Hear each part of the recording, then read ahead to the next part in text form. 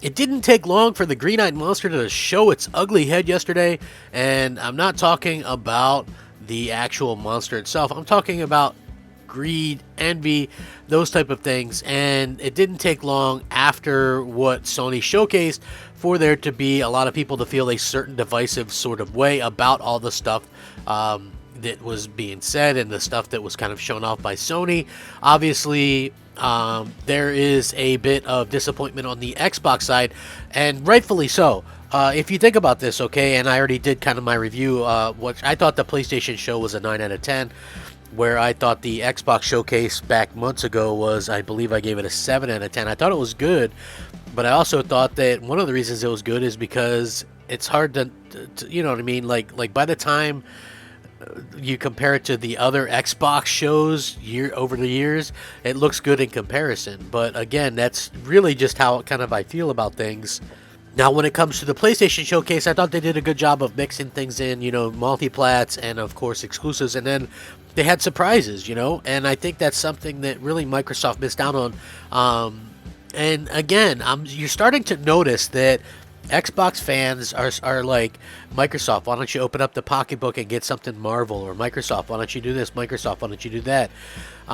They're starting to realize the stuff that I said for a while now is actually the truth. Like, listen, Sony goes out there and gets, you know, publishing rights and helps fund KOTOR remake. You know, considered one of the greatest games of all time.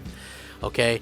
Now, this game could still come to Xbox, maybe, but the fact that Sony is publishing it and stuff like that, and it's coming to PlayStation 5 first and then later PC, who knows? It could be a year later, could be 2 years later. We don't really know, but it might never come to Xbox. And the fact that this game used to be an Xbox console exclusive back in the day is really kind of a slap in the face, and fans are upset about it because Sony seems to go out there and lock down stuff like this in terms of even timed exclusivity, and then Microsoft, on the other hand, is locking down stuff like the Ascent. It's really stuff that nobody cares about, right? Like, nobody's kicking themselves over not being able to play the Ascent.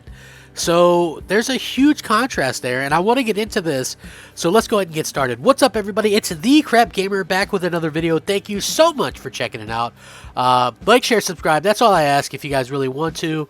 And, you know, spread some love, spread some cheer, be cool to one another. That's one of the things that I'm really kind of asking everybody to do. Thank you, guys. Now, with that being said, I feel like there was a large contingent of people that are kind of upset that Sony is able to pull off these huge surprises. Now, listen, when you look back at Microsoft's E3 this year, there were surprises, but it was like the surprises were Redfall, which looks sort of like almost a mid, like AA Left 4 Dead kind of knockoff. And then you had Contraband, which looks like it's going to be a multiplayer sort of killing floor or whatever type of game. Like, those aren't mass appeal games.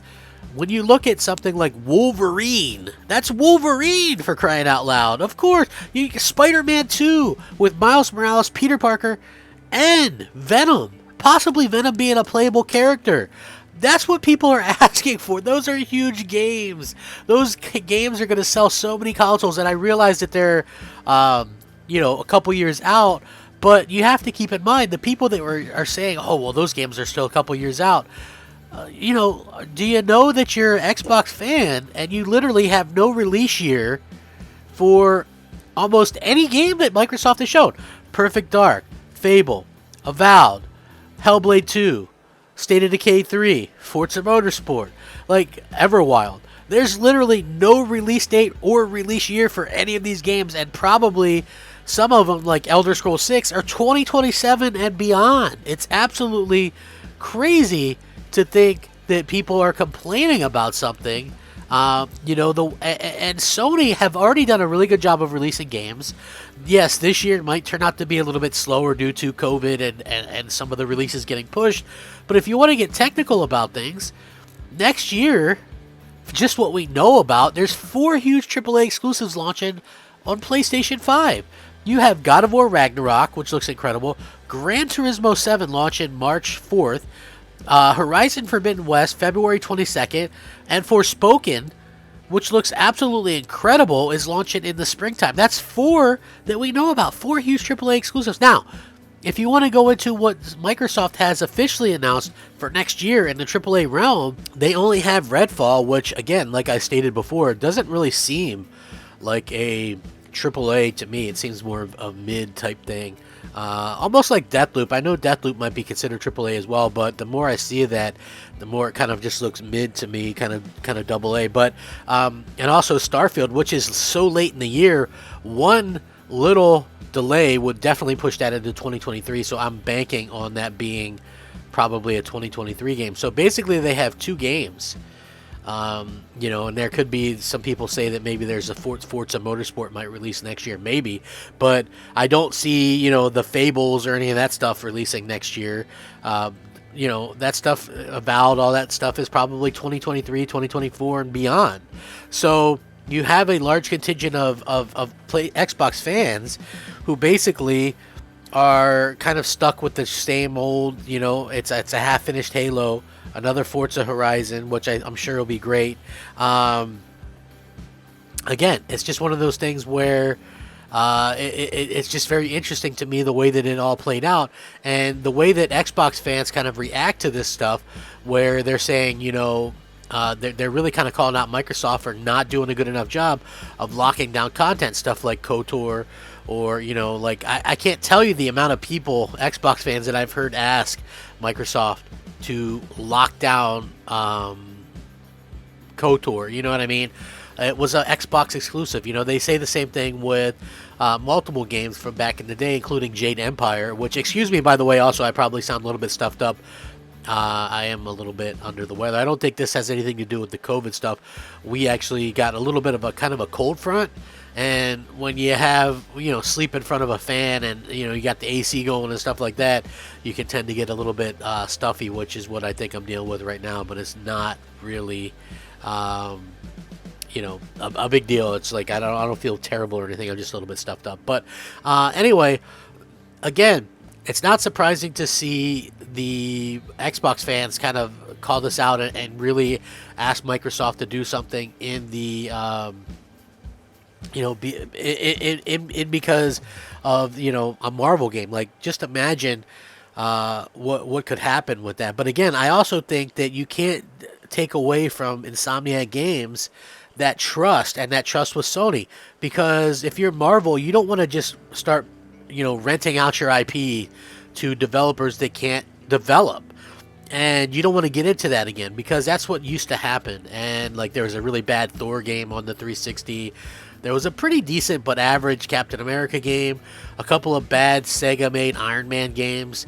You know, again, they don't want to get into that, right? So what do? Well, Insomniac Games absolutely nailed 2 Spider-Man games. You have Spider-Man from 2018 selling over 20 million copies. You have Miles Morales officially over 6.5 million copies, and constantly in the top 10 in the NPD. So, you know, so having probably 30 million copies of Spider-Man sold, and the quality of those games themselves has earned them that respect and that trust. And that's why they get something like Wolverine.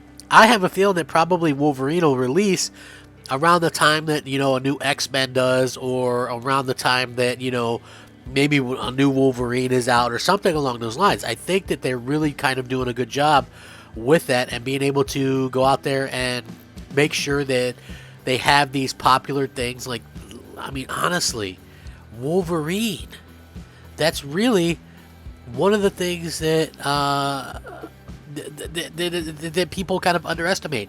Again, I keep saying this. Xbox fans, a lot of them will be like, wow, we get the gunk, a Stalker 2. And I'm just like, oh my God. I really am sorry to say this, because I'm sure that there are a small contingent of people that want to play that. But in comparison to something like that Sony's locking down, like a Final Fantasy VII Remake, a Final Fantasy 16, a Wolverine, like, which one do you think people would rather have, you know? Like, it's really kind of funny to see how this kind of plays out, and the reaction to a lot of people, like starting petitions and, you know, actually calling out Microsoft and stuff like that. I think that people really are having a hard time coming to terms with this stuff. So I hope that Microsoft heeds the call this time, right? Like, it makes sense. Like, get out there, Microsoft. Listen to your fans for a change and give them something that they actually want. It's not that hard. Honestly, it's not. With that being said, let me know what you guys think. Sound off, rate, comment, subscribe. Thank you so much for watching. Rack 'em up, fact 'em up, crap gamer 'em up. Crap gamer out.